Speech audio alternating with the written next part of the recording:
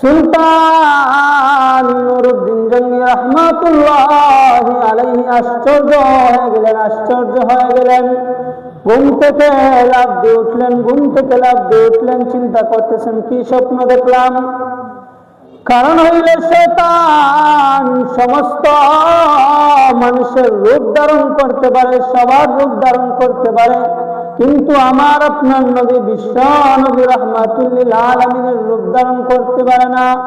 আর আল্লাহ রাব্বুল আলামিন তার হাবিবের মাধ্যমে জানিয়ে দিয়েছেন, যদি কোনো মানুষ স্বপ্নে আমার আপনার নবীজিকে দেখে, সে যেন স্বয়ং নবীজিকে দেখেছে।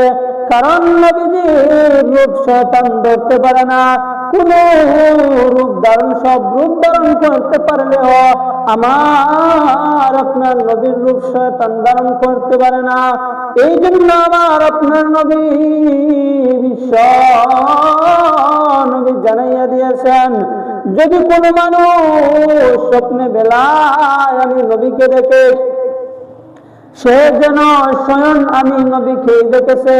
কারণ শয়তান নবীজির রূপ ধারণ করতে পারে না।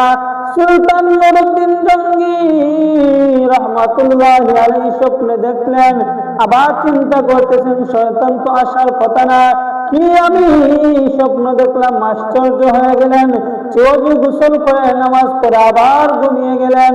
দ্বিতীয়বার দেখতেছেন আমার আপনার নবী বিশ্ব নবী সুলতান নুরউদ্দিন জঙ্গি রহমাতুল্লাহি আলাইহিকে স্বপ্নে আবারও ওই দুইজন লোককে দেখাইতেছেন আর বলতেছেন, এই দুইটা লোক আমাকে ডিস্টার্ব করতেছে। সুলতান নুরউদ্দিন জঙ্গি রহমাতুল্লাহি আলাইহি ঘুম থেকে লাফ দিয়ে উঠলেন। লাফ দিয়ে উঠে চিন্তা করতেছেন, আমি কি দেখলাম আর কার সাথে আমি কিছু বুঝলাম না। আমার আপনার নবীজি তো কবরের মধ্যে শায়িত, নবীর সাথে কি এমন করতেছে এই দুই লোকটা।